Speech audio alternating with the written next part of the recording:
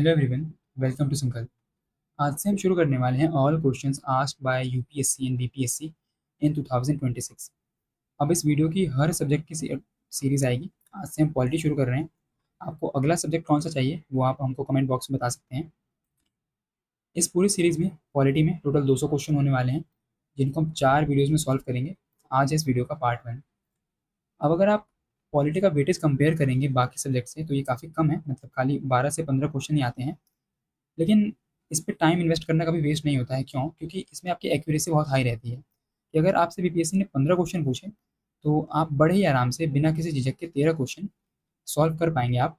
लेकिन गिवन कि आपका बेसिक्स क्लियर है, मतलब आपने कॉन्सेप्ट्स को ठीक से समझा हुआ है, एनसीईआरटीज़ को पढ़ा हुआ है और लक्ष्मीकांत को पढ़ा हुआ है, और उसके बाद आपने पीवाईक्यूज लगाए हुए हैं, ठीक है, तो आप बड़े ही आराम से 15 में से 13 क्वेश्चन बिना किसी दिक्कत के सॉल्व कर लेंगे। ठीक। अब आपको पता होगा कि बीपीएससी ने आपकी 72nd प्री के लिए डेट डिक्लेयर कर दी है, जो कि है आपकी 25 अक्टूबर 2026। तो अकॉर्डिंगली आपको आपकी प्रिपरेशन को बूस्ट करना होगा, क्योंकि एग्ज़ाम में बहुत दिन बचे नहीं हैं। तो इसीलिए मैक्सिमम बेनिफिट आपको कैसे मिलेगा, जो एग्ज़ाम्स बीपीएससी ने बहुत रिसेंटली लिए हैं आप उनके क्वेश्चंस को सॉल्व करें, ताकि आप समझ पाएँ कि अभी एग्ज़ाम का करंट पैटर्न क्या चल रहा है, बीपीएससी किस टाइप क्वेश्चन पूछ रहा है, किन टॉपिक्स पे ज़्यादा क्वेश्चन आ रहे हैं। ठीक है। इस एक वीडियो में हम लोगों ने 6 यूपीएससी के पेपर और 10 से भी ज़्यादा बीपीएससी के पेपर को कवर किया है। तो अगर टोटल हम देखें तो 16 से 17 पेपर हम लोगों ने इस वीडियो में कवर किए हुए हैं। अब इस वीडियो का एक एसओपी रहने वाला है, स्टैंडर्ड ऑपरेटिंग प्रोसीड्यूर, जो आपको फॉलो करना है। आप इस सीरीज़ में जितने भी वीडियोज़ देखेंगे, अभी पॉलिटी क्या आ रही है, उसके बाद जो भी सब्जेक्ट क्या आएगी, आप जो भी देखेंगे सबको आपको 1.5x पे देखना है। और आप जब भी कोई क्वेश्चन देखें स्क्रीन पे तो आपको वीडियो को पॉज़ करना है, उस क्वेश्चन को सॉल्व करना है। ठीक है। अब या तो वो क्वेश्चन गलत होगा या तो वो सही होगा।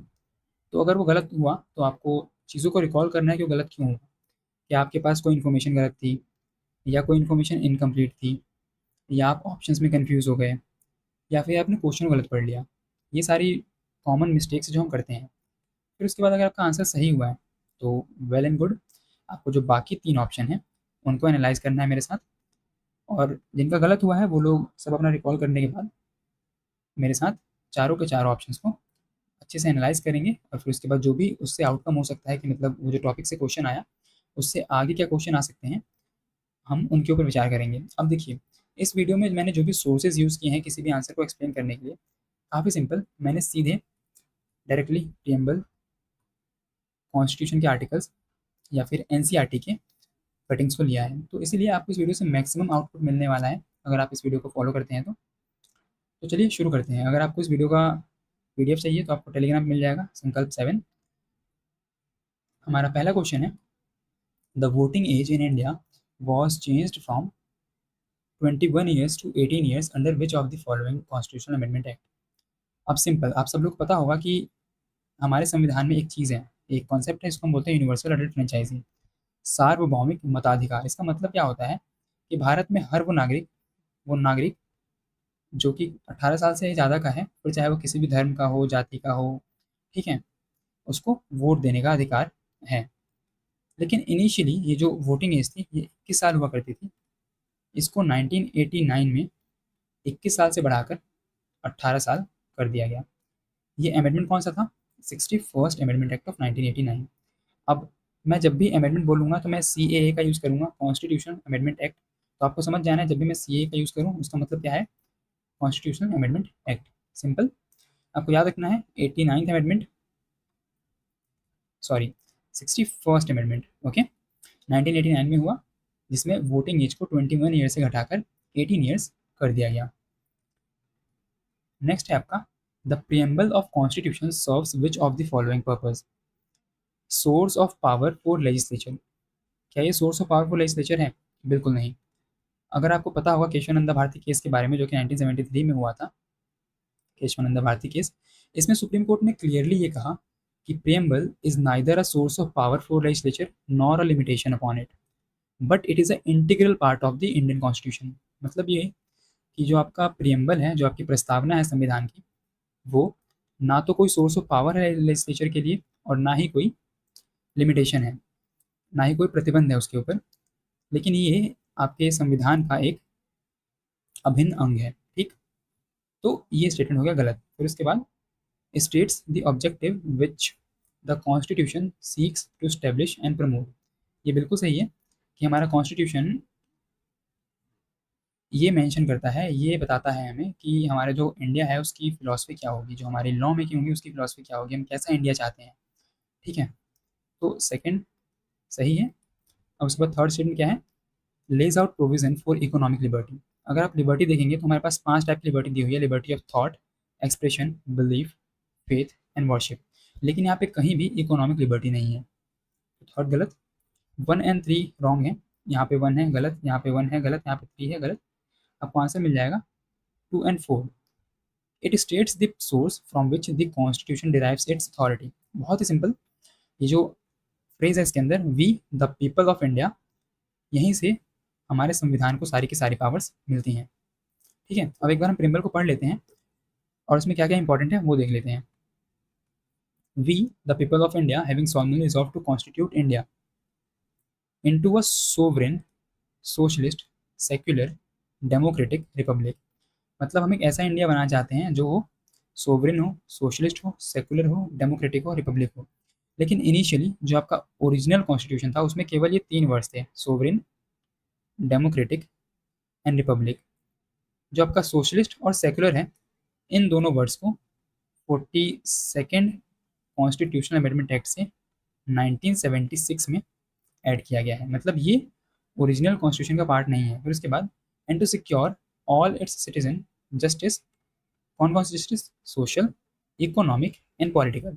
तो यहाँ पे लिबर्टी नहीं है इकोनॉमिक, लेकिन जस्टिस है इकोनॉमिक। ठीक है, फिर उसके बाद liberty of thought, expression, belief, faith and worship, और फिर उसके बाद equality of status and opportunity, and to promote among them all fraternity, assuring the dignity of the individual and the unity and integrity of nation। अब ये जो word है integrity, ये भी आपके ओरिजिनल कॉन्स्टिट्यूशन में नहीं था, इसको भी सेम अमेंडमेंट से 42nd अमेंडमेंट एक्ट ऑफ 1976 से ऐड किया गया है।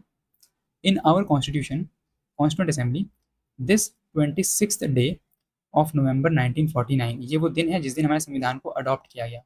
Do hereby adopt, enact and give to ourselves this constitution. Okay, अब उसके बाद आपको और क्या याद रखना है कि हमारे संविधान में केवल एक ही बार अमेंडमेंट हुआ है और वो था 42nd कॉन्स्टिट्यूशनल अमेंडमेंट एक्ट। इसके अलावा कोई अमेंडमेंट संविधान में नहीं हुआ है। तो अगर मैं एक स्टेटमेंट बना दूं किसी क्वेश्चन में कि the preamble has been amended 2 times, तो क्या ये सही होगा? बिल्कुल नहीं। फिर उसके बाद अगर मैं ये कहूँ कि क्या प्रियम्बल हमारे संविधान का पार्ट नहीं है, तो क्या ये सही होगा? बिल्कुल नहीं। Preamble is the integral part of constitution, but it is not a source of power or legislation. It is not a source of power for legislation or a limitation, okay? But it is a integral part. ये एक अभिन्न अंग है हमारे संविधान का। Next question है, which of the following statement regarding the Constitution of India are correct? No part of the Constitution can be changed by an ordinary legislation। अब देखिए होता क्या है कि हम कुछ एलिमिनेशन ट्रिक्स को देखते हैं यूट्यूब पे, है ना, बहुत सारे वीडियोस मिल जाएंगे हमको, जहाँ पे हमसे ये कहा जाता है कि EXTREME एक्सट्रीम वर्ड्स जब भी आपको दिखें वो कैसे होते हैं, वो ऐसे होते हैं, नो पार्ट, ऑल पार्ट्स। तो ऐसे स्टेटमेंट क्या होंगे? गलत होंगे। लेकिन ये हमेशा ट्रू नहीं होता है, ऑल्दो ये मोस्ट ऑफ द टाइम गलत होते हैं, लेकिन आपको ध्यान क्या रखना है कि ये चीज़ हमेशा वर्क नहीं करती है। 90% ऑफ द टाइम वो चीज़ गलत होगी, लेकिन कई बार हमको ऐसे स्टेटमेंट देखने को मिलते हैं जहाँ पे भले एक्सट्रीम वर्ड्स का यूज़ किया गया हो लेकिन वो स्टेटमेंट सही होता है। क्यों? क्योंकि वहाँ पे कुछ एक्सेप्शन हमको दिया होता है। ठीक है, no part of the constitution can be changed by an ordinary legislation unless or except so authorised. यहाँ पे क्या लिखा है? Unless so authorised. अगर ये फ्रेज यहाँ पे नहीं होता ना तो आपका जो ये स्टेटमेंट है ये गलत हो जाता है, लेकिन इस फ्रेज की वजह से ये स्टेटमेंट सही है। देखिए हमारे संविधान में एक आर्टिकल है, आर्टिकल 4, ठीक है, जो ये कहता है कि आर्टिकल 2 और आर्टिकल 3 का प्रयोग करके संविधान में जो भी अमेंडमेंट किए जाएंगे उनको आर्टिकल 368 के अंतर्गत संविधान में संशोधन नहीं माना जाएगा। तो कॉन्स्टिट्यूशन ने खुद बोला अनलेस सो ऑथोराइज्ड। ठीक है, इसका मतलब कि इन सारे आर्टिकल्स में बदलाव आप बिना किसी अमेंडमेंट के ही कर सकते हैं, ठीक है, using a ordinary legislation, simple. फिर उसके बाद क्या है, all parts of the constitution can be amended including the basic features. क्या ये पॉसिबल है? बिल्कुल नहीं। 1973 में केशवानंद भारती केस में सुप्रीम कोर्ट ने क्लियरली कहा कि कॉन्स्टिट्यूशन में आर्टिकल 368 जो हमको दिया हुआ है उसका यूज़ करके पार्लियामेंट चाहे तो कोई भी प्रोविज़न को अमेंड कर सकती है, लेकिन वो अमेंडमेंट संविधान के बेसिक स्ट्रक्चर के साथ छेड़छाड़ नहीं करना चाहिए, ठीक है। और इसको हम बोलते हैं बेसिक स्ट्रक्चर डॉक्ट्रिन। तो फिर हुआ क्या कि पार्लियामेंट ने ये पूछा कि ठीक है, हमको बताओ कि ये बेसिक स्ट्रक्चर है क्या। तो सुप्रीम कोर्ट ने ये कहा कि ये एक इवॉल्विंग ट्री है, मतलब it is not a static concept. समय के साथ साथ चीज़ें इसमें जुड़ती जाती हैं, और इसी वजह से सुप्रीम कोर्ट ने कभी इसको डिफाइन नहीं किया है, और बहुत सारी चीज़ों को समय समय पर इसको बाद में इसके अंदर ऐड किया गया, जैसे कि जुडिशियल रिव्यू आपका बेसिक स्ट्रक्चर का पार्ट है। Article 21 right to life and liberty, ये भी आपका बेसिक स्ट्रक्चर का पार्ट है। आर्टिकल 19 ये भी। फेडरलिज्म ये भी। सेकुलरिज्म ये भी। तो इस तरीके से सुप्रीम कोर्ट ने बेसिक स्ट्रक्चर का डॉक्ट्रिन दिया, जो ये कहता है कि जो आर्टिकल 368 है उसका यूज़ करके parliament can amend any part of the constitution without altering it's basic structure. वो है क्या? तो वो एक इवॉल्विंग ट्री है, मतलब वो एक स्टैटिक कॉन्सेप्ट नहीं है, इट इवॉल्व्स विद टाइम, और सुप्रीम कोर्ट समय समय पर इसमें चीज़ों को ऐड करते रहता है। तो ये स्टेटमेंट है गलत। अब थर्ड स्टेटमेंट क्या है, the fundamental rights can be amended under article 368। बहुत ही सिंपल, आपके पास एग्जाम्पल है ना 44th अमेंडमेंट का। इसमें क्या हुआ था, ये 1978 में हुआ, जिसमें जनता पार्टी गवर्नमेंट ने अंडर द मोरारजी देसाई जो आपका राइट टू प्रॉपर्टी था उसको फंडामेंटल राइट्स यानी कि पार्ट 3 से निकालकर उसको कहाँ रख दिया, आर्टिकल 300A में डाल दिया, ठीक है। तो अमेंड कर दिया गया ना, मतलब हो सकता है। तो सही आंसर क्या होगा, 1 और 3, ठीक है। अब ये आपका पूरा इवोल्यूशन ऑफ बेसिक स्ट्रक्चर है, जिसको आप पढ़ सकते हैं खुद ही, मैंने आपको बता दिया स्टोरी क्या थी पूरी। बाकी इसमें कुछ केस लॉज हैं, जैसे शंकरी प्रसाद case of 1971, sorry 51, Sajjan Singh of 1965, then उसके बाद गोलकनाथ केस है, 24th अमेंडमेंट है, केशवानंद भारती केस हमने देख ही लिया इसमें क्या हुआ था, 39th अमेंडमेंट है, इंदिरा गांधी वर्सेस राजनारायण केस, ये एक बहुत ही लैंडमार्क जजमेंट है जिसके बाद इंडिया में इमरजेंसी लगी। फिर उसके बाद 42nd अमेंडमेंट है, और मिनर्वा मिल्स केस है, ठीक है। तो आप ये सब पढ़ लेंगे एक बार, बाकी मैंने स्टोरी आपको बता दी है। नेक्स्ट है आपका local self government in both rural and urban areas falls under which of the following.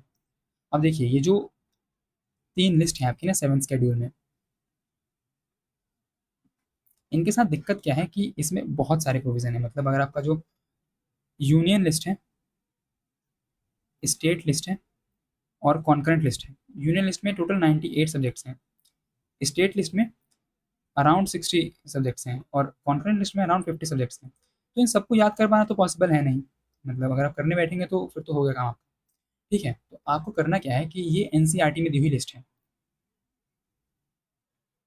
ये लिस्ट आपको एनसीईआरटी में दी हुई है, आपको इसको रख लेना है पूरा एकदम कि यूनियन लिस्ट में क्या क्या है, defence, atomic energy, foreign affairs, war and peace, banking, railway, post and telegraph, airways, ports, foreign trade, currency and coinage. State list में क्या है, agriculture, police, prison, local self government, public health, land and liquor, trade and commerce, life stock and animal husbandry, state public services. Concurrent list में क्या क्या है, education, transfer of property other than agriculture land, forest, trade, union, adulteration, then उसके बाद adoption and succession. अब आपको इन सारी चीज़ों को याद करना है, कम से कम इतना तो आपको याद रहना ही चाहिए, ठीक है। इसके अलावा जो भी आएगा तो वो एलिमिनेशन से हो जाएगा बड़े आराम से। अब इसमें क्या है कि local self government in both rural and urban areas falls under which of the following. Clearly यहाँ पे दिया हुआ है लोकल गवर्नमेंट, ये आपका स्टेट लिस्ट का पार्ट है। देखिए होता क्या है कि यूनियन लिस्ट के ऊपर जितने भी हमारे सब्जेक्ट्स लिखे हुए हैं उनके ऊपर लॉ मेकिंग की पावर केवल और केवल यूनियन गवर्नमेंट के पास है। लेकिन जो स्टेट लिस्ट है ना, इसमें नॉर्मल सर्कमस्टांसिस में लॉज बनाती है आपकी स्टेट गवर्नमेंट्स।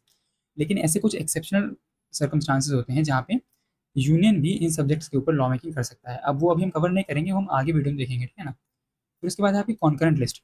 अब इसमें क्या होता है कि वो इसके ऊपर सेंटर भी और स्टेट भी दोनों के दोनों लॉ मेकिंग कर सकते हैं, लेकिन अगर दोनों ने सेम सब्जेक्ट पे लॉ बना दिया है ना, तो सेंटर का लॉ करेगा प्रिवेल, ठीक है, सिंपल। फिर उसके बाद एक लिस्ट और होती है हमारे पास जिसको हम बोलते हैं रेजिडरी पावर्स। अब ये कोई डिफाइंड लिस्ट नहीं है, कुल मिला के इनके अलावा जो भी बच गया,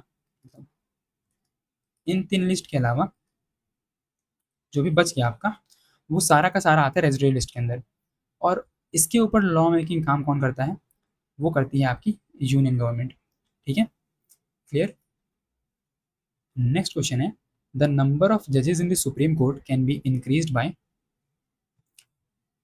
इसका सोर्स क्या है? आर्टिकल 124 ऑफ द कॉन्स्टिट्यूशन, जो क्लियरली कहता है there shall be a supreme court of India consisting of a chief justice of India and until parliament by law prescribes a larger number of not more than 7 other judges, ठीक है। अब इसका मतलब क्या हुआ कि जो आपका 1950 में जब कॉन्स्टिट्यूशन हमारा लागू हुआ, तब सुप्रीम कोर्ट का कॉम्पोजिशन क्या था? 1 CGI प्लस 7 अदर जजेस, लेकिन parliament by law can prescribe a larger number, और इसको टाइम टू टाइम पार्लियामेंट ने चेंज किया है। तो इसका आंसर क्या होगा? An act of parliament. अब 2019 में इसको बढ़ाकर किया गया था 1+33, यानी कि आपके 1 CGI होंगे और 33 अदर जजेस होंगे। फिर अभी 2026 में इसको बढ़ाकर कर दिया गया 1+37, मतलब एक चीफ जस्टिस और बाकी 37 अदर जजेस, clear. Next question, which of the following is the first state to universalise the primary education formally? इसका बहुत सिंपल आंसर है केरला। रट लेना है इसको, मतलब इसमें कुछ कॉन्सेप्ट वगैरह है नहीं, तो क्या पढ़ेंगे हम। ये क्वेश्चन इंटरेस्टिंग है। Which of the following holds his power और office at the pleasure of president?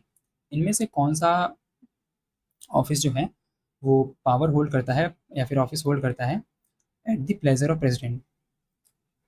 UPSC chairman को तो कार्यकाल होता है या तो 6 साल या फिर 65 ईयर्स, दोनों में से जो पहले पूरा हो जाए। स्पीकर नहीं, इसमें प्रेसिडेंट का कोई रोल है ही नहीं। इसको इम्पीच कौन कर सकता है? जो आपकी लोकसभा है वो अपॉइंट करती है और वही इम्पीच कर सकती है। The comptroller and auditor general of India, CAG, इनका भी एक डिफाइंड टेन्योर होता है, और इनको रिमूव करने के लिए आपको सिमिलर ग्राउंड चाहिए होंगे जो एक सुप्रीम कोर्ट जज के लिए होते हैं, ठीक है। तो बचा क्या? Attorney general of India under article 76। अब एक एक करके हम सारे आर्टिकल्स देखेंगे। जो आपका कैग दिया हुआ है वो दिया हुआ है आर्टिकल 148 में। इसमें क्लियरली मेंशन किया हुआ है कि कैग को अपॉइंट कौन करता है? प्रेसिडेंट, ठीक है। इनको ऑफिस से रिमूव कैसे किया जाएगा या फिर इनका रिमूवल कैसे होगा? तो on the similar grounds as a जज ऑफ द सुप्रीम कोर्ट, ठीक है। फिर उसके बाद इनको ओथ कौन दिलवाएगा, इनकी शपथ कौन दिलवाएगा? President of India. The salaries and the other conditions of service of the CAG shall be such as may be determined by the parliament. इनके सैलरीज एंड अलाउंसेस वगैरह सब कौन डिसाइड करेगा? वो पार्लियामेंट करेगा। फिर उसके बाद he shall not be eligible for further office either under the government of India और under the government of any other state. तो क्या ये रीअपॉइंटमेंट के लिए एलिजिबल हैं? बिल्कुल नहीं, ना तो स्टेट गवर्नमेंट में और ना ही सेंट्रल गवर्नमेंट में। और उसके बाद फिर जितने भी एक्सपेंसेस होंगे ऑफिस ऑफ द कैग के, वो सारे के सारे चार्ज होंगे upon the consolidated fund of India. देखिए यही इस वीडियो की खास बात है कि मैंने इसमें जितने भी चीज़ों को एक्सप्लेन किया है ना, सीधे आपका सोर्स क्या है? Constitution of India. तो इस पर आप कंप्लीटली रिलाई कर सकते हैं, इसमें कोई एम्बिग्विटी नहीं है, क्लियरली मेंशन किया हुआ है ना कि इनको अपॉइंट कौन करेगा? प्रेसिडेंट। रिमूव कौन करेगा? तो जो आपके सिमिलर ग्राउंड्स होंगे सुप्रीम कोर्ट के जज को रिमूव करने के लिए, उसी ग्राउंड्स पे आपके कैग को भी रिमूव किया जाएगा। फिर उसके बाद इनको ओथ कौन दिलवाएगा? प्रेसिडेंट दिलवाएंगे। इनके सैलरीज एंड अलाउंसेस कौन डिसाइड करेगा? पार्लियामेंट करेगा बाय द एक्ट। फिर उसके बाद ये एलिजिबल नहीं होंगे ये अपॉइंटमेंट के लिए। ये सारी चीज़ें बिल्कुल क्लियर हैं। ये आर्टिकल आपने पढ़ लिया एक बार अच्छे से, you are done with CAG, आपको दोबारा नहीं पढ़ना है इस चीज़ को, ठीक है। इसीलिए आपको जब आपको ये पीडीएफ मिलेगा, जब आप इस वीडियो को देखेंगे, तो आपको खुद से भी इस आर्टिकल को पूरा एक बार पढ़ना है, ठीक है। पीडीएफ के लिए आप ज्वाइन कर सकते हैं ये टेलीग्राम चैनल संकल्प 7। अब बाकी आर्टिकल्स हैं। आर्टिकल 76 जो बात करता है अटॉर्नी जनरल ऑफ इंडिया की, द प्रेसिडेंट शैल अपॉइंट। कौन अपॉइंट करेगा? प्रेसिडेंट। मैं खाली कीवर्ड्स को मार्क करूंगा और अंडरलाइन करूंगा, आपको उस पर ध्यान देना है। और इनकी एलिजिबिलिटी क्या होगी?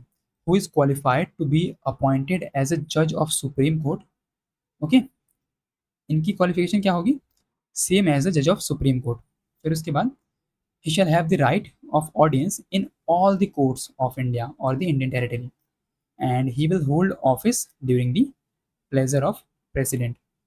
यही हमसे पूछा गया था, मतलब जब तक मजा आ रहा है तब तक प्रेसिडेंट को, है ना, तब तक ये कैग अपने ऑफिस में रहेंगे। फिर उसके बाद हमारे पास है आर्टिकल 316 जो बात करता है यूपीएससी और स्टेट पीसीएस के चेयरमैन के अपॉइंटमेंट की। इनको अपॉइंट कौन करेगा? प्रेसिडेंट अपॉइंट करेंगे फॉर यूपीएससी। स्टेट पीसीएस के लिए इनको अपॉइंट कौन करेगा? कौन करेगा, क्या लगता है आपको, किसको अपॉइंट करना चाहिए? करेगा गवर्नर। ठीक है, इनका टेन्योर क्या होगा? इनका टेन्योर होगा 65 years, and in the case of state public service commission और joint commission it will be 62 years. मतलब दोनों का टेन्योर रहेगा 6 साल का, लेकिन जो मैक्सिमम एज लिमिट होगी वो यूपीएससी चेयरमैन के लिए 65 ईयर्स होगी, और स्टेट पीसीएस वालों के लिए जो उनके चेयरमैन होंगे उनके लिए 62 ईयर्स होगी। तो या तो वो 6 साल तक ऑफिस होल्ड करेंगे या फिर अपनी एज 62 तक होल्ड करेंगे। ठीक, फिर उसके बाद आर्टिकल 93 है आपका। It talks about the speaker and deputy speaker of the houses of the people. The house of पीपल people shall as soon may may, be time period specified नहीं है। मान लीजिए मैं एक स्टेटमेंट बना दूँ कि the constitution of India specifies a time period of 3 months for the election of speaker and deputy speaker. तो क्या ये सही होगा? नहीं, बिल्कुल नहीं है ना। यहाँ पे एज सून एज पॉसिबल लिखा हुआ है, मतलब अब इसका कोई मतलब ही नहीं होता है कि कई बार अभी तक आपको पता होगा कि हमारे पार्लियामेंट में डेप्यूटी स्पीकर की पोस्ट मतलब पिछले 6-7 सालों से खाली पड़ी हुई है, अपॉइंट किया ही नहीं है किसी को, है ना। Choose 2 members of the house to be respectively speaker and deputy speaker. ठीक, सिंपल। एंड नेक्स्ट क्वेश्चन है, consider the following states, how many of above states have bicameral legislature. हम इसको पहले याद किया करते थे एक ट्रिक से, जो कि थी KUMBJAT, कुंभजट। अब ये ट्रिक पुरानी हो गई है, चीज़ें इवॉल्व हो गई हैं। के फॉर कश्मीर हुआ करता था, कश्मीर तो अब स्टेट रहा ही नहीं, तो हमारे पास 6 स्टेट बचे हैं विद बाई कैमरल लेजिस्लेचर। सबसे पहले इसका मतलब क्या होता है वो जान लेते हैं। इसका मतलब क्या होता है कि जो स्टेट की असेंबली होगी उसके अंदर 2 हाउसेज होंगे, एक स्टेट लेजिस्लेटिव असेंबली और दूसरा स्टेट लेजिस्लेटिव काउंसिल। ठीक है, इसका बस इतना ही मतलब होता है। ये हर स्टेट में नहीं है, ये केवल 6 स्टेट में है। Uttar Pradesh, Maharashtra, Bihar,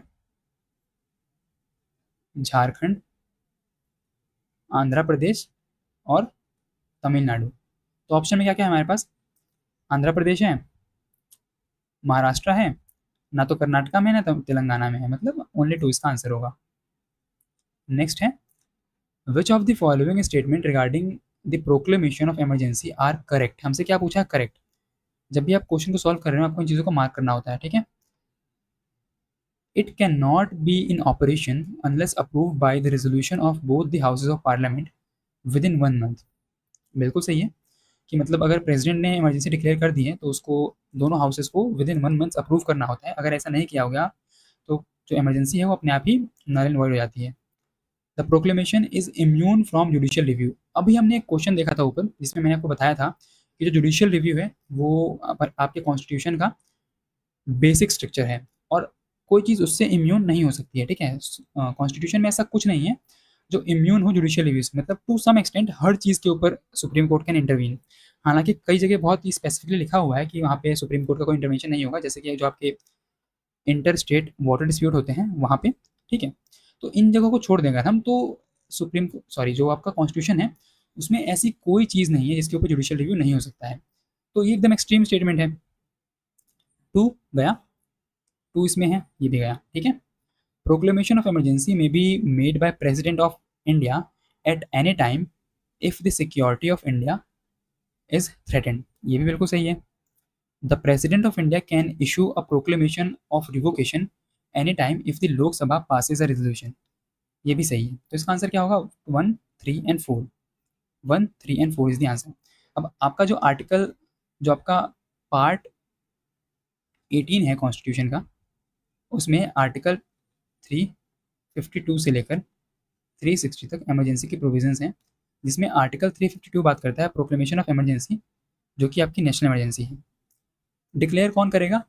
president. If president is satisfied that a grave emergency exist whereby the security of India और any part of territory thereof is threatened whether by war, external aggression और armed rebellion. अब जो ये word है देखिए, इसको bracket में रखा गया है। इसका मतलब ये है कि इसको अमेंड किया गया है। ओरिजिनली ये जो वर्ड है यहाँ पे ये नहीं था, इसकी जगह यहाँ पे एक वर्ड था जिसको हम बोलते थे इंटरनल डिस्टर्बेंस। ठीक, लेकिन ये एक बहुत ही वेग टर्म थी। मतलब अभी मान लीजिए कि अभी सीजेपी का प्रोटेस्ट हुआ था ना, कि हम इसको इंटरनल डिस्टर्बेंस नहीं बोल सकते हैं। मतलब इतने सारे स्टूडेंट रोड पे आ गए थे, अभी पूरे इंडिया में प्रोटेस्ट स्टार्ट हो चुके हैं, झारखंड में हो रहा है, बिहार में हो रहा है टीआरई को लेकर, झारखंड में जेपीएससी को लेकर हो रहा है, तो क्या इंटरनल डिस्टर्बेंस नहीं है ये? तो ऐसी सिचुएशन कुछ क्रिएट हुई थी 1975 में, जिसको देखकर इंदिरा गांधी ने बोला कि देश में हो गया इंटरनल डिस्टर्बेंस और इमरजेंसी डिक्लेयर कर दी। इसीलिए क्योंकि ये टर्म बहुत वेग थी, इसका मिसयूज हो सकता था, तो उसको अमेंड कर दिया गया और यहाँ पे रख दिया गया आर्म्ड रिबेलियन। ठीक है, अब ये सारी कहानी हुई कब? ये सारी कहानी हुई आपकी 44th सीएए में 1978 में। ठीक है, इमरजेंसी या तो पूरे पार्ट के लिए, पूरे कंट्री के लिए, या फिर एक पार्ट के लिए लगाई जा सकती है। मतलब जरूरी नहीं है कि वो पूरे कंट्री पे एक साथ लगेगी। हो सकता है जो एरिया ज़्यादा इफेक्टेड हो, जैसे मान लीजिए नॉर्थ ईस्ट हमेशा आपका जो वायलेंस है वो जूझते रहता है, तो क्या पता प्रेसिडेंट चाहे तो उस एरिया में स्पेसिफिकली इमरजेंसी लगा सकते हैं। फिर उसके बाद the president shall not issue a proclamation under clause 1 और a proclamation varying such proclamation unless the decision of the union cabinet that such a proclamation may be issued has been communicated to him. पहले ये provision भी यहाँ नहीं था।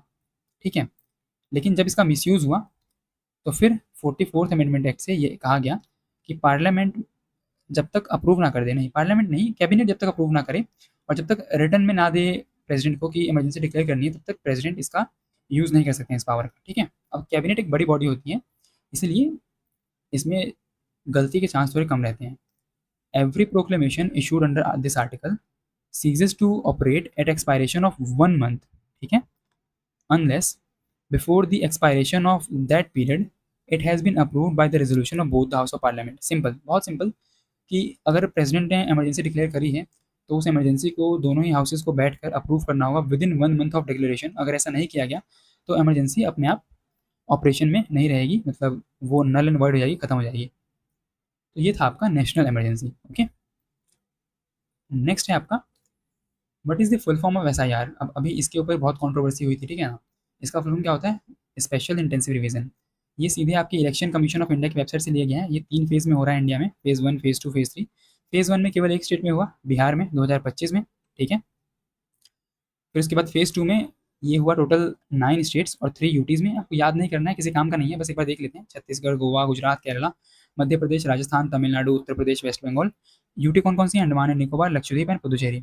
Phase 3 में इसमें जो भी बच गए उन सब में होगा, including union territory of Delhi. Done. Next, which of the following statement is or are correct about the advisory jurisdiction of the Supreme Court? Under Article 143 of the Constitution of India lays down that the Supreme Court may be required to express its opinion। बिल्कुल सही है ये।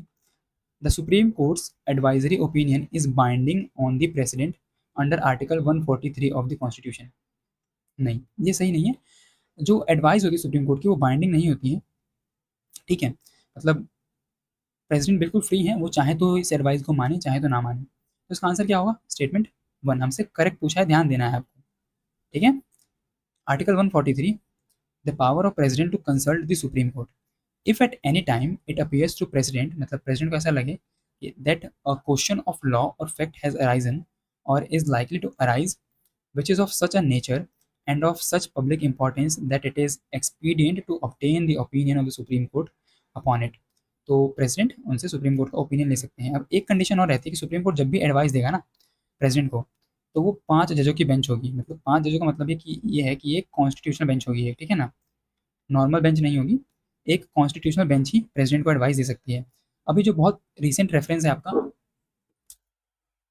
President ने इस article का just अभी use किया था कुछ दिनों पहले, जिसमें अभी जो आपका एक केस हुआ था Tamil Nadu versus state of governor of Tamil Nadu ना, उस केस में सुप्रीम कोर्ट ने ये कहा था कि जो आपका प्रेसिडेंट और गवर्नर होते हैं वो एक इनडेफिनेट टाइम के लिए बिल्स को रिजर्व नहीं कर सकते हैं अपने पास। उनको विद इन 3 मंथ्स उस बिल को अप्रूव करना होगा या फिर वीटो करना होगा, जो एक्शन लेना होगा लें, लेकिन उससे ज़्यादा वो टाइम ना लगाएं उसके ऊपर। ठीक है। तो इसी के ऊपर क्वेश्चन किया आपके प्रेसिडेंट ने कि क्या सुप्रीम कोर्ट के पास ये पावर है कि वो प्रेसिडेंट के ऊपर एक टाइम पीरियड इम्पोज कर सके। तो ये आपका बहुत ही रीसेंट रेफरेंस था जो कि बहुत न्यूज़ में था, तो आपको याद रखना है उसको। नेक्स्ट क्वेश्चन है, consider the following pairs. Provision है हमारे पास और उनको कहाँ से बोरो किया गया है वो, ये एक बहुत ही रिकरिंग थीम है आपके बीपीएससी एग्जाम में जो कि बार बार पूछी जाती है। ठीक है, सेंट्रीफ्यूगल फॉर्म ऑफ गवर्नमेंट और फेडरलिज्म क्या कहाँ से लिया गया है ये, impeachment of president, concept of concurrent list, the fundamental duties. अब बीपीएससी अभी तक ऐसे क्वेश्चन आपसे नहीं पूछता है, ओनली 1 2 3 4 वाले, लेकिन क्या भरोसा कब ऐसे क्वेश्चन बीपीएससी में भी आने लग जाए। ठीक है, तो आपको इस पैटर्न से भी थोड़ा सा यूज टू हो जाना है। अब ऐसे में क्या करना होता है हमको, सबसे पहले हम शुरू करते हैं वो जो कि सर्टेनली गलत ही है। ठीक, जैसे फंडामेंटल ड्यूटी सबको पता है कि यूएसआर से लिया गया है ना, ये गलत है। कॉन्सेप्ट ऑफ कॉन्करेंट लिस्ट, ये किसको याद नहीं होता है कि ऑस्ट्रेलिया से लिया गया है, ये भी गलत है। फिर उसके बाद सेंट्रीफ्यूगल फॉर्म ऑफ गवर्नमेंट, ये लिया गया है आपका कनाडा कॉन्स्टिट्यूशन से, मतलब ये आपका सही है। फिर उसके बाद इम्पीचमेंट ऑफ प्रेसिडेंट, ये आपका यूएसए से लिया गया है, ये भी सही है। सेंट्रीफ्यूगल फॉर्म ऑफ फेडरलिज्म का मतलब क्या होता है कि एक ऐसा फॉर्म ऑफ फेडरलिज्म जिसमें जो आपकी सेंट्रल गवर्नमेंट होगी वो होगी स्ट्रॉन्ग, स्ट्रॉन्ग सेंटर। ठीक है, तो हमारा जो कॉन्स्टिट्यूशन, एक हमारा जो कॉन्स्टिट्यूशन ऑफ इंडिया है वो एक यूनियन को स्टेब्लिश करता है, ऐसा यूनियन जिसमें सेंटर काफ़ी स्ट्रॉन्ग है, मतलब नॉर्मल सर्कमस्टांसिस में भी, और अगर गलती से इमरजेंसी लग जाए तो फिर तो वो बहुत पावरफुल हो जाता है। इसीलिए हमारे कॉन्स्टिट्यूशन को कहा जाता है quasi judicial, sorry quasi federal. Okay, quasi federal का मतलब ये है कि it is not a true federation और it is not a true federalism, rather it is a mix of centralism and federalism. Okay, अब ये जितने भी सोर्सेज हैं आपके कॉन्स्टिट्यूशन के वो यहाँ पे मेंशन किए हुए हैं। जैसे गवर्नमेंट ऑफ इंडिया 1935 में क्या लिया है, फेडरल स्कीम ली है, ऑफिस ऑफ गवर्नर लिया है, जुडिशरी लिया है, पब्लिक सर्विस कमीशन लिया है, emergency provisions and administrative details. फिर उसके बाद ब्रिटिश कॉन्स्टिट्यूशन से क्या लिया है, parliamentary form of government, rule of law, legislative procedure, single citizenship, cabinet decision, cabinet system, prerogative writs, parliamentary privilege and the bicameralism. फिर उसके बाद यूएस कॉन्स्टिट्यूशन क्या लिया है, fundamental right, independence of judiciary, judicial review, impeachment of the president, removal of the Supreme Court and High Court judges and the post of vice president। यही तो question था ना पिछले में कि ये जो इम्पीचमेंट ऑफ प्रेसिडेंट कहाँ से लिया गया, यूएसए से लिया गया है। ठीक है, फिर उसके बाद आप क्या, कैनेडियन कॉन्स्टिट्यूशन जहाँ से हम लोग लिया है, federation with a strong centre, wasting of residuary powers in centre and advisory jurisdiction of the supreme court, आपको उसको भी ध्यान रखना है। आयरिश कॉन्स्टिट्यूशन सबसे फेमस, डीपीएसपीज लिए हैं हमने। फिर उसके बाद nomination of the members of Rajya Sabha, आप बताएंगे कमेंट बॉक्स में मेरे को ये कि कितने मेंबर्स नॉमिनेट होते हैं। ठीक है, and method of election of president जो कि होता है single transferable vote system with proportional representation. Australian constitution हम लोगों ने लिया है, concurrent list, freedom of trade and commerce and intercourse, joint sitting of the parliament. ये किस आर्टिकल के अंदर होती है आप ये बताएंगे मेरे को। वाइमार या फिर जर्मन कॉन्स्टिट्यूशन में क्या लिया है, suspension of fundamental rights and during emergency. Soviet से लिया है हम लोगों ने, बहुत सिंपल है ये, फंडामेंटल ड्यूटीज को याद रहता है तो एकदम बहुत ही फेमस है ये। Idea of justice of social economic and political. French constitution हम लोगों ने लिया है, Republic and the ideas of liberty, equality and fraternity in the preamble. और ये आइडियाज कहाँ से आए, ये आए आपके फ्रेंच रिवॉल्यूशन से आए थे। ठीक है ना। साउथ अफ्रीकन कॉन्स्टिट्यूशन से क्या लिया हम लोगों ने, procedure for amendment of the constitution and election of the members of Rajya Sabha. Japanese से क्या लिया है, प्रोसीड्यूर इस्टेब्लिश बाय लॉ। ठीक है, आपको इस चार्ट को ध्यान रखना है, यहाँ से बार बार क्वेश्चन रिपीट होते हैं। नेक्स्ट क्वेश्चन है, which of the following statement is और are correct regarding right to property under the Constitution of India? The right to property was the part of fundamental rights। बिल्कुल सही है, मैंने पिछले किसी क्वेश्चन में बताया आपको कि ये इनिशियली आर्टिकल 19 के क्लॉज सब क्लॉज एफ में हुआ करता था, लेकिन इसको रिमूव करके 300 ए में शिफ्ट कर दिया गया by the article 44th constitution amendment act. ठीक, right to property is made a constitutional right under article 300 A, ये भी सही है। देखो आर्टिकल 300 ए में क्या है, person not to be deprived of property save by the authority of law. Simple, दोनों ही स्टेटमेंट सही है, हमसे सही पूछा था। अब ये देखिए जो आपका आर्टिकल 19 है वो बात करता है आपसे certain rights regarding the freedom of speech. ये किस किस को याद नहीं है, देखिए मैं आपको याद करवाता हूँ एक कहानी से। पहले एक बार पढ़ लीजिए इसको फटाफट से कि कौन कौन से फ्रीडम दिए हुए हैं, फिर हम उसको याद करेंगे। जैसे freedom of speech and expression, peaceably and without arms assembly, association formation and the cooperative formation, to move freely throughout the country of India or territory of India, to reside and settle in any part of the territory of India, to practice any profession or occupation। आप याद कीजिए कि 2023-24 में नहीं, 2022 में ना, 2022 में farmers protest हुआ था इंडिया के अंदर, ठीक है। तो वो कैसे शुरू हुआ होगा, किसी ने स्पीच दी होगी, ठीक है, किसी ने स्पीच दी, तब जाके लोग उससे प्रभावित हुए और इकट्ठा हुए। जब लोग इकट्ठा हुए तो उन लोगों ने एक असेंबली की होगी, है ना, इकट्ठा होकर, विदाउट आर्म्स, पीसफुली लोग इकट्ठा हुए किसी के स्पीच देने पे, and they did a assembly peacefully without arms. और फिर उसके बाद जब इतने सारे लोग इकट्ठा हो गए तो उन लोगों ने मिलकर अपना एक एसोसिएशन बनाया और कोऑपरेटिव बनाए, जो कि फार्मर्स के नॉर्मली होते ही हैं, ठीक। और फिर उसके बाद उन लोगों ने ये कहा कि यहाँ से हमारी डिमांड्स जो गवर्नमेंट है वो नहीं सुन रही है, तो हमको चलना चाहिए कहाँ पर, पार्लियामेंट चलना चाहिए। तो वो लोग निकल पड़े पार्लियामेंट की तरफ with the right to move freely throughout the territory of India. अब यहाँ पहुंचकर इन लोगों को लगा कि सरकार तो बहुत ढीठ है ना, यहाँ आकर भी नहीं सुन रही है, तो हमको यहाँ पे रुकना पड़ेगा। और उन लोगों ने दिल्ली में ही आकर अपना टेंट वेंट ला के रहने लगे कुछ समय के लिए। तो right to reside and settle in any part of the territory of India, वो लोग यहाँ पे आके बस गए। और जब यहाँ पे रह गए, समय बहुत बीत गया, तो उनको लगा कि ठीक है भैया, दिल्ली अच्छा शहर है, तो कुछ लोग उनमें से बस गए क्योंकि उनके पास राइट था टू प्रैक्टिस एनी प्रोफेशन, और उन लोगों ने, कुछ लोगों ने दिल्ली में ही अपने काम धंधे शुरू कर दिए, ठीक। इस तरीके से इस कहानी के थ्रू आप याद कर सकते हैं। आई होप कि आपको याद जाएगा, मुझे भी ऐसे याद हो गया इस कहानी के माध्यम से, ठीक है। नेक्स्ट क्वेश्चन है, which of the following article can not be suspended during the proclamation of national emergency. Article 359 clause 1, उसके अंदर सब क्लॉज ए, ये क्लियरली मेंशन करता है कि आर्टिकल 20 एंड 21 को किसी भी हालात में आप इंडिया में सस्पेंड नहीं कर सकते हैं, ठीक है। अब आर्टिकल 20 क्या है और आर्टिकल 21 क्या है, वो आपको बताना है, ठीक है, सिंपल। नेक्स्ट है आपका इंजीनियरिंग सर्विस एग्जाम के क्वेश्चंस। इसमें पॉलिटिकल क्वेश्चन थे नहीं, ये कुछ दो क्वेश्चन थे जुड़े हुए जो कि पॉलिटिकल थ्योरी जुड़े हुए हैं। ऐसे क्वेश्चन बीपीएससी भी पूछता है आपके, इसलिए मैंने इनको यहाँ पे ऐड कर दिया है। हालांकि इन क्वेश्चन को आंसर करना थोड़ा सा टफ है क्योंकि ये कोर पॉलिटिकल थ्योरी के क्वेश्चन है।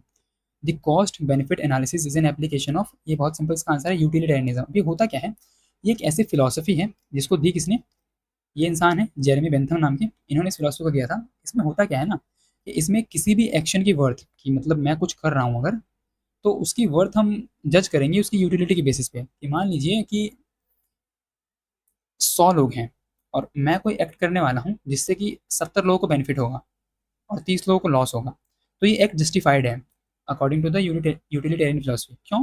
क्योंकि ये मैक्सिमम लोगों को बेनिफिट कर रहा है, ठीक है। इसीलिए हम इस फिलोसफी को बोलते हैं पिग्स फिलोसफी, ओके। इसमें होता क्या है कि बस हम मेजोरिटी का ध्यान देते हैं, माइनॉरिटी को इसमें पूरी तरीके से इग्नोर कर दिया जाता है। इसको हम एक नाम से और जानते हैं, greater happiness for greater number, यानी कि ऐसा एक्शन जो ज़्यादा लोगों के लिए खुशी लेके आ रहा है, भले उससे कुछ लोगों का नुकसान हो, वो जस्टिफाइड है, ठीक। इसके फादर कौन है, इसको फाउंड किसने करा, जेरेमी बेंथम ने। ये है आपके Jeremy Bentham. Duty ethics theory was proposed by, बताइए। ये था आपका इमानुअल कांत, ठीक है। इन्होंने क्या कहा कि ऐसा नहीं है, हमें किसी एक्शन की वर्थ डिटरमाइन करनी चाहिए on the basis of duty, कि अगर मैं कोई एक्शन कर रहा हूँ, नो मैटर कि उसका आउटकम क्या रहने वाला है, अगर वो मेरा ड्यूटी है तो मुझे परफॉर्म करना है, वो जस्टिफाइड है। जैसे मान लीजिए कि मैं हूँ एक पुलिस वाला, ठीक है, छात्र आ गए हैं जंतर मंतर पे और वो कर रहे हैं प्रोटेस्ट। अब बीइंग अ पुलिसमैन या फिर बीइंग अ आरपीएफ कांस्टेबल, मेरी ये ड्यूटी है कि मैं, जो ऑर्डर्स मिल रहे हैं मेरे को अपने सीनियर से, कि मेरे को टीयर गैस के गोले दागने हैं, मेरे को डंडे मारने हैं या फिर लाठीचार्ज करना है, तो मुझे वो करना चाहिए, वो बिल्कुल जस्टिफाइड है। क्यों? क्योंकि वो मेरी ड्यूटी है, जब मैंने यूनिफॉर्म पहनी है तो वो मेरी ड्यूटी है और वो बिल्कुल जस्टिफाइड है, ठीक है। ये है आपका ड्यूटी एथिक्स। ये आपके दो लोग हैं ना, ये हैं आपके इमानुअल कांत और ये हैं आपके जेरेमी बेंथम, ठीक है। और ये एथिक्स में दो अप्रोच होती हैं। अब ये आपके लिए उतना इंपॉर्टेंट है नहीं, जब हम एथिक्स पढ़ेंगे तो देखा जाएगा वो सब, लेकिन अभी तो फिलहाल जरूरी है नहीं आपके लिए, तो इसको रहने देते हैं। लेकिन होता क्या है, डियोंटोलॉजिकल एथिक्स एथिक्स में क्या होता है कि राइट और रॉन्ग डिसाइड किया जाता है on the basis of action itself, कि वो एक एक्शन ही खुद में गलत ही सही होता है, उसका आउटकम भले कुछ भी हो, हम उस पर ध्यान नहीं देते हैं कि आउटकम से मतलब नहीं है, एक एक्शन ही खुद में गलत या सही होता है, ठीक है। गांधी जी की भी सेम फिलोसफी, गांधी जी भी ये कहते हैं कि अगर आप पेड़ बबूल का बो रहे हैं तो आप उससे फूल की उम्मीद नहीं कर सकते हैं ना, कि अगर आपके एक्शन से गलत हैं तो आप उससे कुछ अच्छा होने की उम्मीद तो नहीं कर सकते हैं। लेकिन जो आपका टीलियोलॉजिकल एथिक्स है ये कहता है कि राइट और रॉन्ग को जज करना चाहिए on the basis of the outcome of the decision, कि अगर मैं अभी कुछ कर रहा हूँ, भले वो लोगों को गलत दिख सकता है, कुछ लोगों को लगेगा कि वो गलत है, लेकिन बाद में अगर उसके आउटकम्स अच्छे आ रहे हैं तो वो सब जस्टिफाइड है, ठीक। नेक्स्ट है आपका CDS 2026। Consider the following former presidents of India. अब ये बिल्कुल ही फैक्चुअल क्वेश्चन है, अगर आपको आता है तो आपको करना चाहिए, आपको नहीं आता तो नहीं करना चाहिए। ऐसे क्वेश्चन में कोई एलिमिनेशन ट्रिक नहीं लगती है, क्योंकि आप इसके ऑप्शन देखिए क्या है, 1 2 3 एंड नन, ठीक है ना। तो consider the following former presidents of India, how many of the above presidents have also served as the vice president. आपके 6 वाइस प्रेसिडेंट्स आज तक आगे प्रेसिडेंट बने हैं, वो कौन कौन है? सर्वपल्ली राधाकृष्णन, जाकिर हुसैन, वीवी गिरी, राम स्वामी वेंकट रमन और आर वेंकट रमन, शंकर दयाल शर्मा और KR नारायण, ठीक है। अब इसमें कौन कौन है? सर्वपल्ली राधाकृष्णन है, डॉक्टर जाकिर हुसैन है, नीलम संजीव रेड्डी नहीं है, तो इसका आंसर क्या होगा? ओनली 2, ठीक। अभी आपके करंट वाइस प्रेसिडेंट कौन है? CP राधाकृष्णन। इन्होंने हराया किसको, वो आप बताइए कमेंट बॉक्स में, ठीक है। नेक्स्ट है, which of the following statement regarding the fundamental rights of the constitution of India is not correct. जब भी आप कोई क्वेश्चन पढ़ें आपको इन वर्ड्स पे स्पेशल ध्यान देना पड़ता है, ठीक है। नॉट करेक्ट पूछा है हमसे। To provide for equality of opportunity, okay, fundamental rights की बात कर रहे हैं, they provide for equality of opportunity in the matter of public employment, बिल्कुल सही है। Under article 16 it provides us with the equality of opportunity in matters of public employment, they guarantee freedom of conscience and free profession practice and propagation of religion, ये भी ठीक है। Article 25 आपको freedom देता है। They prohibit discrimination on the basis of or on the grounds of religion, race and caste only, ठीक। ये एक एक्सट्रीम वर्ड है, ठीक है, इसके बेस पे आप इसको काट सकते हैं। दे आर लीगली इन्फोर्सेबल, बिल्कुल सही है। आर्टिकल 32 क्या कहता है? वो आपकी कॉन्स्टिट्यूशन रेमेडीज तो है कि अगर आपको उसका वॉल्यूशन हुआ तो आप सुप्रीम कोर्ट जा सकते हैं और सुप्रीम कोर्ट रेट इशू करके आपके राइट्स का प्रोटेक्शन करेगा। अब इसमें ऑप्शन सी गलत इसलिए है, क्यों? क्योंकि देखिए मैंने यहाँ पे अटैच नहीं किया क्या? हाँ नहीं किया, नहीं यहाँ पे किया हुआ है, देखिए आर्टिकल 15 क्या कहता है कि prohibition of discrimination on the grounds of religion, race, caste, sex and place of birth. क्या क्या है? Religion, race, caste, sex and place of birth. कितने हमारे पास ग्राउंड्स हैं? 1 2 3 4 और 5 ग्राउंड्स हैं, ठीक है। यहाँ पे क्या लिखा है? बस 3 लिखे हुए, religion, race and caste, sex and place of birth यहाँ पे नहीं लिखा हुआ है, और यहाँ पे ओनली भी लिखा हुआ है। तो आप इस बेसिस पे भी इसको सॉल्व कर सकते हैं कि मतलब इसमें एक एक्सट्रीम वर्ड है जो गलत होने के बहुत ही हाई चांस रहते हैं, 90% चांस रहते हैं कि गलत होगा ही हो, ठीक है। तो अगर आपको आंसर नहीं पता है, ऑल्दो ऐसे क्वेश्चन आपको पता होने चाहिए, बहुत सिंपल क्वेश्चन है, लेकिन अगर आपको आंसर कोई आइडिया नहीं है तो you can go with this option, okay, on the basis of the extreme words idea, okay। Next, consider the following statement regarding the amendment procedure under article 368 of the constitution. The constitutional amendment bills can be introduced in either house of parliament, बिल्कुल सही। Constitutional amendment के मामले में दोनों ही houses के पास बिल्कुल ही equal powers हैं। Constitutional amendment bills should be passed in each house by a majority of total membership of house and a majority of not less than 2/3 of the members of house present and voting, ये भी सही है। All constitutional amendment, अब यहाँ पे फिर एक extreme word आया, all constitutional amendments bill must be ratified by the legislature of the state of not less than half of the states, ये बिल्कुल गलत है। देखिए जो आपका आर्टिकल 368 है ना, पार्ट 20 के अंदर, उसमें दिया है आपका अमेंडमेंट प्रोसीड्योर पूरा, जो क्या कहता है कि notwithstanding anything in this constitution, parliament में in exercise of its power amend by the way of addition, variation or repeal any provision of the constitution, मतलब वो चाहे तो ऐड कर सकते हैं, चाहे रिपील कर सकते हैं, और चाहे उसमें वेरिएशन ला सकते हैं, मतलब चेंजेस कर सकते हैं किसी प्रोविजन में कॉन्स्टिट्यूशन के। The amendment of the constitution may be initiated only by the introduction of bill in either house of the parliament, ठीक है, यही स्टेटमेंट यहाँ पर था। And it must be passed by a majority of total membership of house and by a majority of not less than 2/3 of the members present and voting, मतलब क्या कि अगर आपका बिल आया है लोकसभा में जहाँ पे 543 मेंबर्स होते हैं, तो सबसे पहली बात तो इनका 50% मेंबरशिप ऑफ द हाउस का, और फिर उसके बाद जितने लोग प्रेजेंट हैं उनका 2/3 वोट करेगा फेवर में, तब जाके वो बिल उस हाउस से पास होगा। लेकिन एक कंडीशन ये भी रहती है कि अगर जो आपका बिल है वो आर्टिकल 54, 55, 73, 162, 241 या फिर chapter 4 of part 5, chapter 5 of part 6 और चैप्टर 1 ऑफ पार्ट 9, 11 अमेंड कर रहा है, या फिर any list of 7 schedule the representation of state in parliament and the provision under this article amend किए जा रहे हैं, तो आपको 50% स्टेट से उसको रेक्टिफाई करवाना पड़ेगा। तो ये ऑल बिल्स पे अप्लाई नहीं होता, ये केवल इन कंडीशंस में ही अप्लाई होता है। ठीक है, यहाँ पे ऑल लिखा हुआ है इसलिए गलत हो गया। 1 and 2 is the right answer. Next है, consider the following statement regarding the qualification of a person of for appointment as a जज ऑफ सुप्रीम कोर्ट। ठीक है, simple. The person has to be for at least 5 years a जज of high court और 2 or such high courts in succession। ये बिल्कुल सही है। The person has to be for at least 10 years an advocate of a high court or of 2 or more such courts in succession। ये भी सही है। मतलब अगर वो जज है तो 5 साल तक रहना चाहिए हाई कोर्ट का जज, और अगर वो एडवोकेट है तो 10 साल तक हाई कोर्ट्स में। अब केवल एक हाई कोर्ट नहीं, किसी भी हाई कोर्ट में इंडिया की हो सकता है, और वो सारा पीरियड काउंट हो।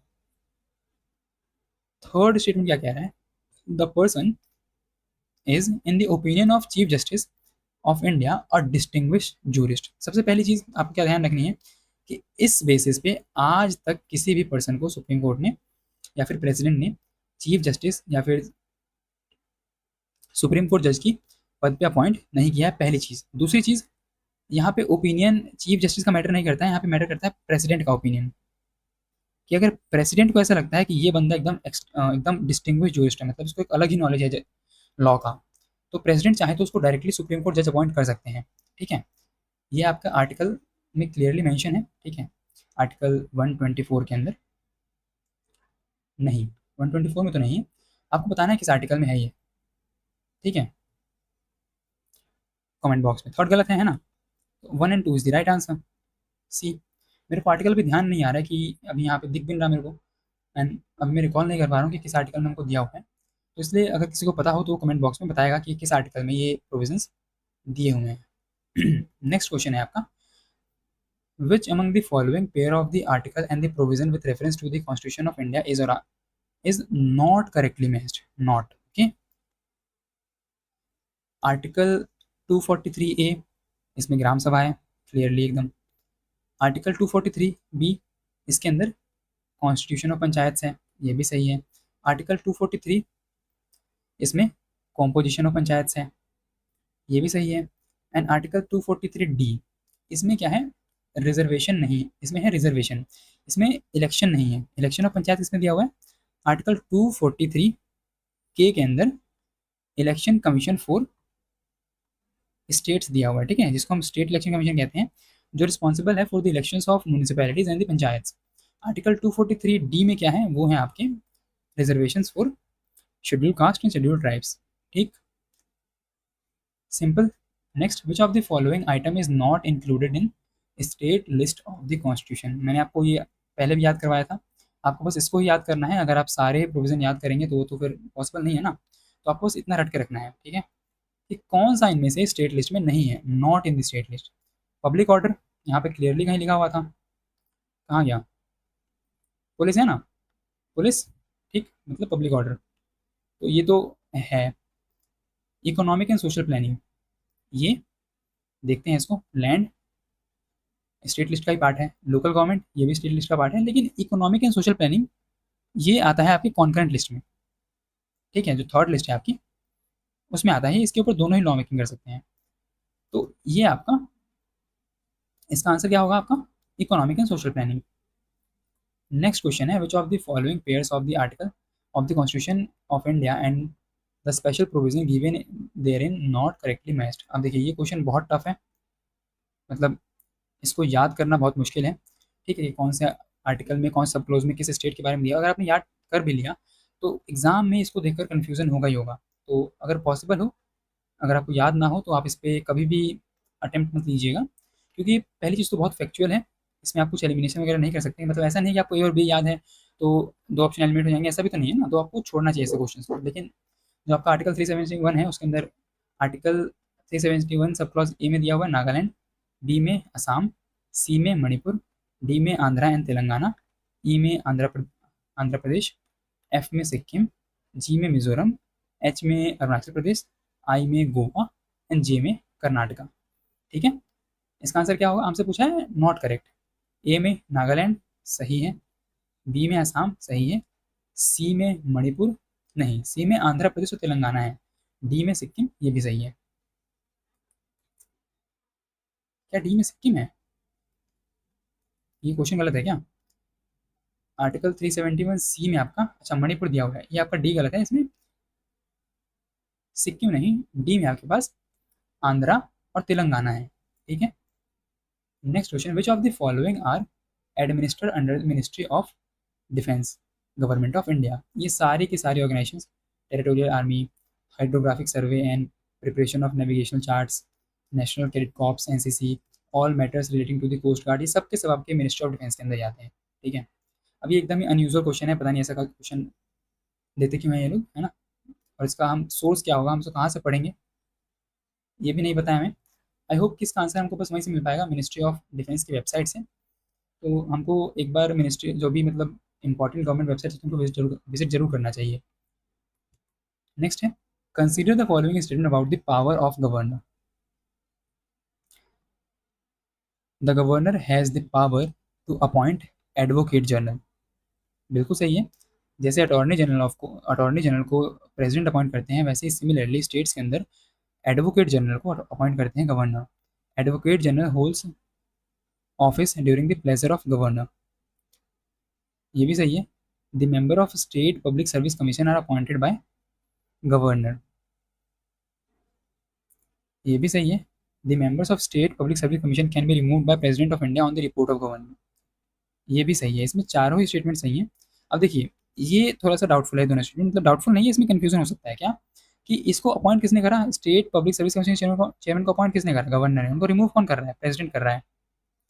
तो इस पर डाउट होगा आपको, लेकिन ये बिल्कुल सही है कि स्टेट पब्लिक सर्विस कमीशन के चेयरमैन का जो अपॉइंटमेंट होता है वो गवर्नर करते हैं, लेकिन उनका रिमूवल प्रेसिडेंट ही कर सकते हैं on the basis of report given by the governor of the state. ठीक है, इसको ध्यान रखना है आपको। आपको अगर आपको डाउट हो तो आप इसको पढ़ भी सकते हैं, अंदर आर्टिकल 370 इसमें क्लियरली चीज़ें मेंशन की हुई हैं। ठीक, article 165 talks about the advocate general of state, जिसको गवर्नर अपॉइंट करेगा, क्वालिफिकेशन क्या होगी, सेम एज हाई कोर्ट जज। ठीक है, next, which of the following is not correct? Chaudhary Charan Singh founded भारतीय क्रांति दल, क्या ये सही है? पता नहीं। Jagjivan Ram was a member of constituent assembly, क्या ये सही है? देखते हैं। Morarji Desai was the prime minister of India, नहीं, आइडियाज़ के बारे में भी तो ये भी रखते हैं, होल्ड करते हैं इस चीज़ को। Jayaprakash Narayan was the founder of general secretary of the Congress Socialist Party, ये तो बिल्कुल सही है, सबको पता रहता है ये। अब इसमें ये भी दोनों भी सही है, Chaudhary Charan Singh was the founder of भारतीय जन क्रांति दल। ठीक है, और फिर उसका Jagjivan Ram was a member of constituent assembly. यहाँ पे क्या है, यहाँ पे टाइमिंग गलत दी हुई है, ये 1977 से 1980 तक नहीं थे, ये 1977 से 1989 सॉरी 1979 तक ही इंडिया के पीएम थे। ठीक, तो इसमें सी गलत है, उनसे नॉट करेक्ट पूछा हुआ है। Next, which of the following act is correctly paired with the year of implementation or enactment? The consumer protection act कब आया, ये 2019 में आया है, यही गलत हो गया आपका।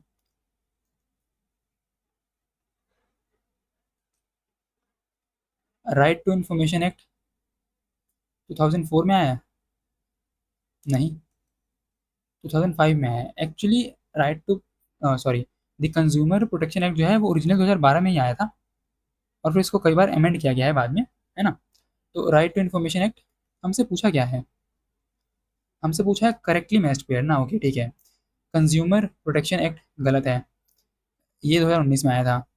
राइट टू इन्फॉर्मेशन एक्ट 2004 में आया था, ये भी गलत है, क्यों? क्योंकि ये आया था 5 के अंदर the scheduled tribes and other traditional forest dwellers recognition act, ये कब आया था? ये आया था आपका 2006 में, मतलब ये सही है। और पॉक्सो आया था आपका 2012 में, ये भी गलत है। ठीक है, ये आया था 2019 में, यह था 2005 में। ऐसा ही होता है जब हम क्वेश्चन को ठीक से नहीं पढ़ते हैं तो फिर कन्फ्यूजन होता है। हालांकि बहुत फैक्चुअल क्वेश्चन है, अगर आपको ना पता हो तो इस पर अटेम्प्ट लेना रिस्की हो सकता है। Which of the following statement related to the national commission for backward classes is और are correct? NCBC it is a constitutional body, बिल्कुल सही है। मतलब इनिशियली ये एक लेजिस्लेटिव बॉडी थी, लेकिन बाद में फिर इसको 102nd कॉन्स्टिट्यूशनल अमेंडमेंट एक्ट से इसको एक कॉन्स्टिट्यूशनल बॉडी बना दिया गया अंडर आर्टिकल 338B, जो बात करता है एनसीबीसी के बारे में। ठीक है, the national commission for backward classes act of 1993 has been repealed, ये भी सही है। The secretary ministry of social justice and empowerment government of India heads the commission, ऐसा नहीं है। इस कमीशन के चेयरमैन को कौन अपॉइंट करता है? Governor appoint, sorry, president appoint करते हैं। ठीक है, तो ये इसका हेड तो नहीं होता है। 1 and 2 is the right answer. देखिए यहाँ पे लिखा होगा कहीं, the chairman, vice chairman and other members of the commission shell be appointed by president, है ना? तो ये इसका चेयरमैन नहीं होता है, अपॉइंट किए जाते हैं प्रेसिडेंट द्वारा से chairman. Which of the following acts or behaviour shall amount to sexual harassment as as per the sexual harassment of women at the workplace prevention prohibition and redressal act of 2013। ये सारी चीज़ें non verbal, verbal remarks of sexual nature, non verbal conduct of sexual nature, physical conduct of sexual nature, ये सब का सब amounts to sexual harassment. Okay, ये सीधे मैंने इस एक्ट से ही पिक किया है। यहाँ पे मेंशन किया हुआ clearly, physical contact and advances और डिमांड और request of sexual favour, making sexually coloured remarks, showing pornography and any other unusual physical verbal non verbal conduct of sexual nature, मतलब ये सबका सभी इसका पार्ट है। नेक्स्ट है आपका एनडीए 2026 में पूछेगा question, with reference to the constitution of India consider the following statement about the comptroller and auditor general of India, the CAG shall be appointed by the president of India. CAG को कौन appoint करता है? हमने इस article को पहले भी देखा है, प्रेसिडेंट अपॉइंट करते हैं। ठीक है, तो मैं बाद में इसमें टाइम वेस्ट नहीं करूँगा। The CAG is not eligible for further office under the government of India after he ceases to hold the office. मैंने कहा था आपको कि बहुत इंपॉर्टेंट है, आपको ध्यान रखना है इस चीज़ को ना, कि ये रीअपॉइंटमेंट के लिए एलिजिबल नहीं होते हैं, either under the state government or under the central government. तो ये भी सही है। The report of CAG relating to the accounts of the union shall be submitted to the prime minister who shall cause them to be laid down before the house of people. नहीं, यहाँ पे ये गलत है, ये prime minister नहीं होना चाहिए, यहाँ पे होना चाहिए प्रेसिडेंट। ठीक है, क्योंकि इनको अपॉइंट करा है प्रेसिडेंट ने, और मोस्ट ऑफ द कमीशन जो कॉन्स्टिट्यूशन मेंशन है या फिर ऑफिस जो कॉन्स्टिट्यूशन मेंशन है, उनकी रिपोर्ट यूजुअली प्रेसिडेंट के पास ही जाती है, और फिर उसके बाद प्रेसिडेंट उसको प्रेजेंट करते हैं हाउस के अंदर। ठीक है, तो आपको अगर ये बेसिक चीज़ पता है तो आप इसको गलत कर देंगे ना, तो थर्ड थर्ड थर्ड सब में था, गलत हो गया, ए इज़ द आंसर। ठीक है, simple. Appointment president, oath president, removal supreme court जज, जैसा सेम टू सेम। ठीक है, रीअपॉइंटमेंट नहीं होगा, salary and service condition parliament करेगा डिटरमाइन, सारे एक्सपेंसेस किस पे के ऊपर चार्ज होंगे? कंसोलिडेटेड फंड ऑफ इंडिया के ऊपर। ठीक है, नेक्स्ट है आपका कंसीडर द फॉलोइंग ऑफिस। अब ये है आपका इंडिया का ऑर्डर ऑफ प्रेसिडेंस, कि अगर कोई भी सेरेमनी असेंबली हो रही है तो वहाँ पे ऑर्डर ऑफ प्रेसिडेंस क्या रहेगा इन ऑफिस का। Which of the following options represent the correct order of these office for the ceremonial occasion in the table of precedence as approve by the president of India. ये बहुत ही पुराना है, 1979 के अंदर इसको अप्रूव किया गया था, और अब तक इसमें कुछ चेंजेस नहीं हुए हैं। ठीक है, अब देखिए ये बहुत लंबी लिस्ट है, आपको बस 10 तक याद रखना है, 10 नहीं तो एटलीस्ट 5 तक तो कैसे भी याद रखना है। सबसे ऊपर the first citizen of India president, फिर उसके बाद वाइस प्रेसिडेंट, पीएम। बहुत simple, president, vice president, PM. इनके बाद कौन कौन है? गवर्नर्स हैं। गवर्नर्स के बाद फॉर्मर प्रेसिडेंट, ये लोग हो गए 5 लोग। ठीक, अब उनके बाद कौन आते हैं? एक 5A ऐड कर दिया गया है, जिसमें आते हैं आपके फॉर्मर फॉर्मर प्राइम मिनिस्टर। फिर उसके बाद CGI and speaker of Lok Sabha, ये दोनों सेम ही पद के, मतलब पद तो नहीं लेकिन सेम ही प्रेसिडेंस के ऊपर है। फिर उसके बाद 7th में बहुत सारे ऑफिस हैं, तो आपको बस एटलीस्ट 6 तक अच्छे से याद रहना चाहिए। वाइस प्रेसिडेंट कौन थे? सेकंड नंबर पे थे। द गवर्नर्स, ये किस पे थे? फोर्थ नंबर पे थे। Prime minister of India third number पे थे। स्पीकर ये थे सीजीआई के साथ सिक्स नंबर पे। तो सबसे आगे कौन आएगा? प्रेसिडेंट। हम वन को सबसे आगे रखेंगे। उसके बाद कौन आएगा? Three. One and three. B is the right answer नहीं। देखिए दो ऑप्शन में है ये, है ना। तो सबसे पहले वन थ्री, फिर उसके बाद two. Okay, B is the right answer. Next है, consider the following pair with reference to the constitution of India. Part 9A talks about the municipalities, बिल्कुल सही है। पार्ट 9B कोऑपरेटिव सोसाइटीज़ की बात करता है, ये भी सही है।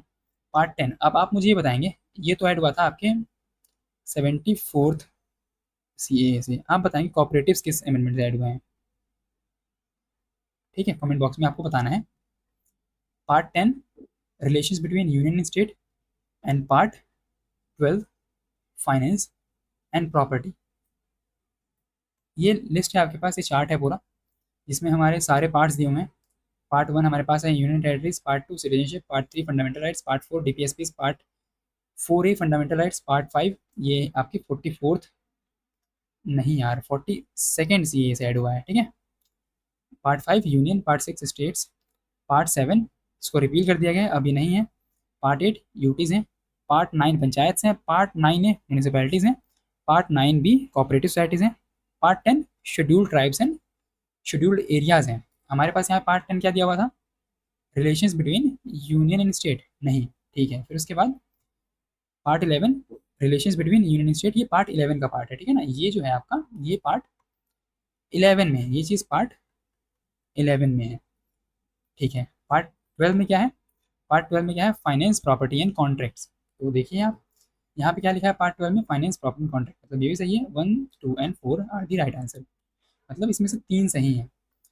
Part 13 trade and commerce, part 14 service under the union and states, part 14 tribunals, part 15 elections, part 16 special provisions in relation to the certain classes, part 17 official languages, part 18 emergency, part 19 miscellaneous, part 20 amendment, part 21 temporary and transitional provisions, and part 22 shorts and titles। आपको याद क्या रखना है? सबसे important क्या क्या है इसके अंदर, देखिए आपको याद रखना है पार्ट 1 ये आप भूलना अफोर्ड नहीं कर सकते हैं, पार्ट 2 ये भी नहीं, पार्ट 3 ये भी नहीं, पार्ट 4 ये भी नहीं, पार्ट 5 ये नहीं, पार्ट 4A भी नहीं, पार्ट 5 भी नहीं, पार्ट 6 भी नहीं। फिर उसके बाद आपको याद रखना है part 9 panchayat, 9A municipalities, 9B cooperatives.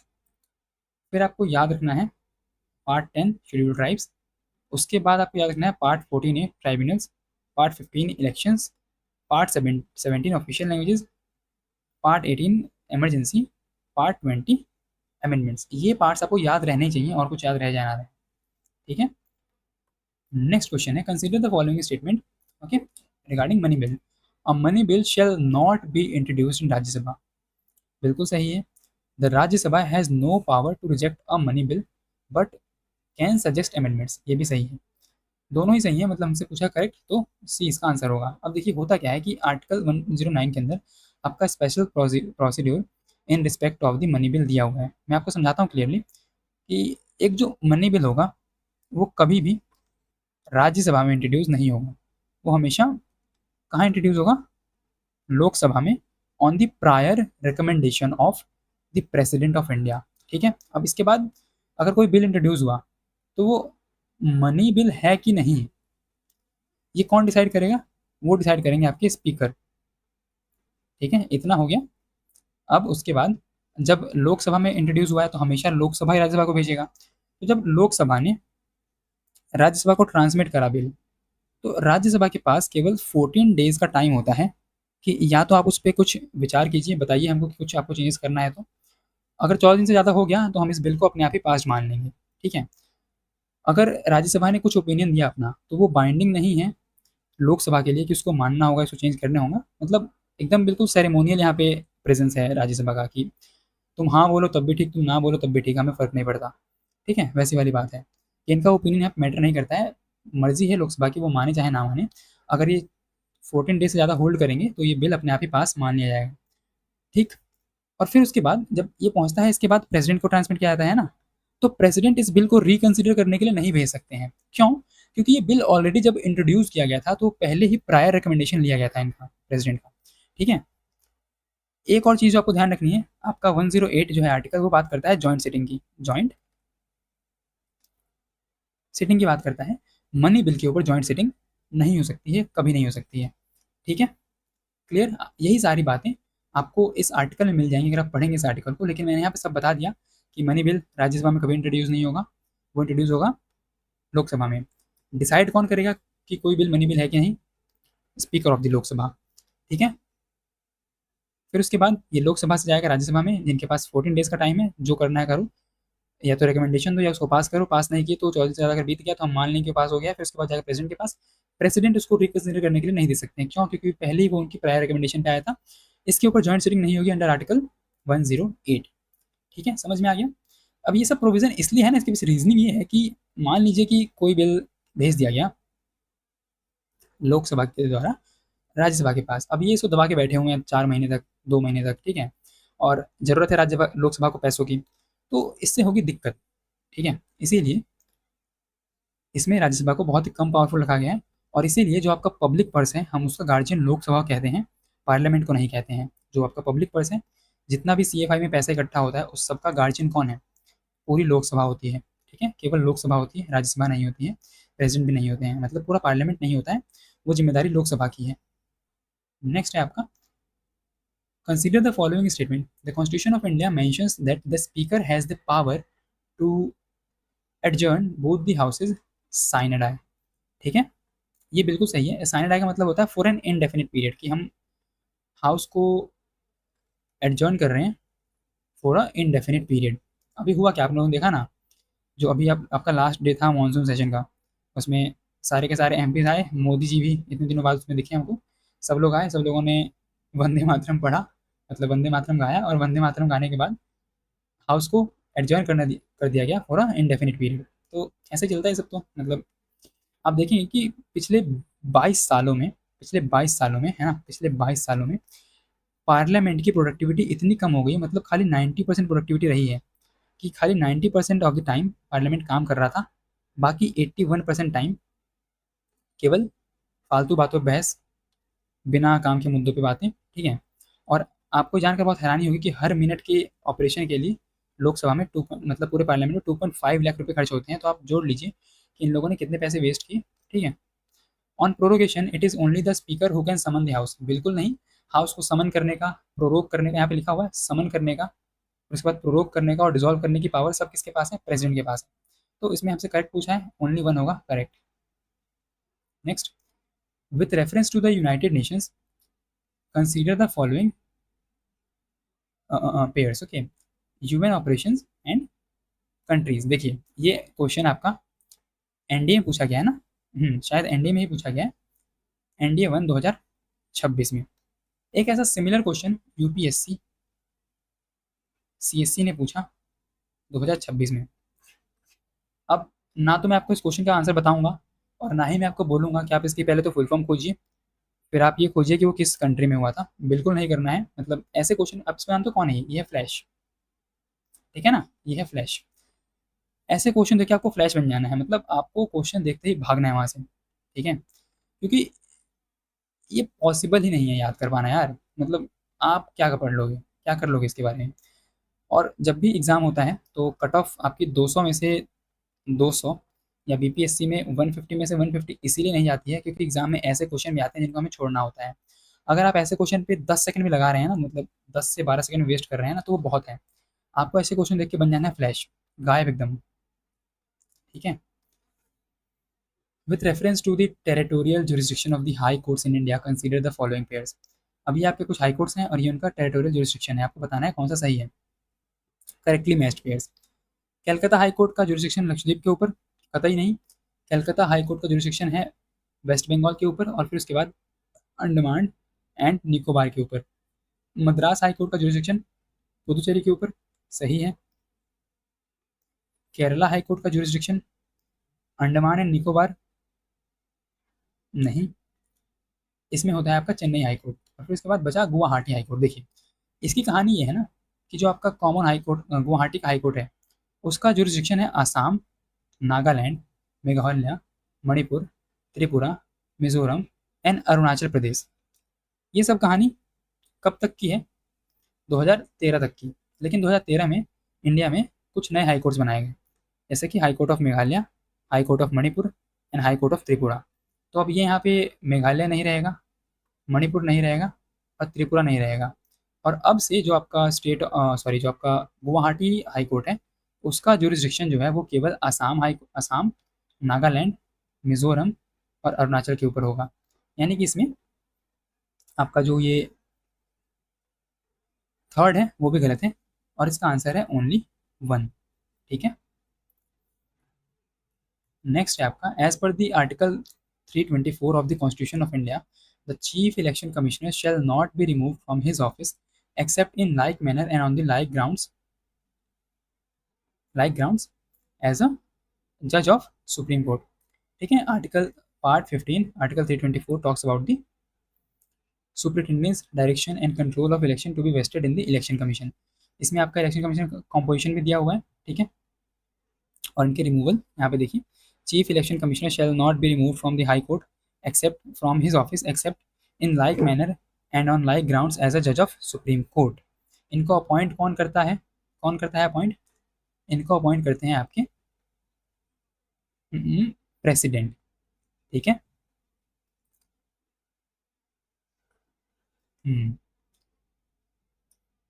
Done. तो ये थी आज की वीडियो जिसमें हम लोगों ने इनिशियल 50 क्वेश्चंस कवर करे। अगर आपको वीडियो अच्छी लगी हो तो you can like, share and subscribe. अगर आपको इसका पीडीएफ चाहिए यू कैन ज्वाइन संकल्प 7 टेलीग्राम ग्रुप। ठीक है। मिलते हैं अगली वीडियो में, तब तक के लिए जय हिंद।